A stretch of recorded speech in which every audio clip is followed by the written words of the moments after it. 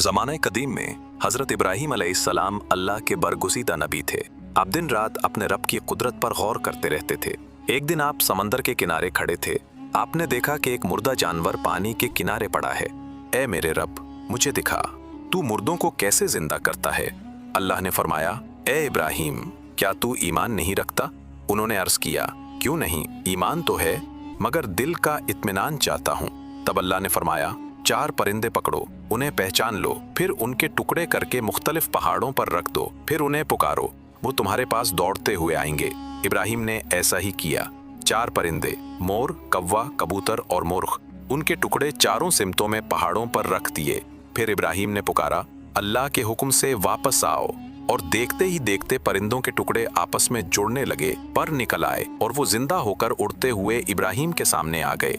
इब्राहीम की आंखों में आंसू आ गए और दिल ने कहा, यकीनन मेरा रब हर चीज पर कादिर है।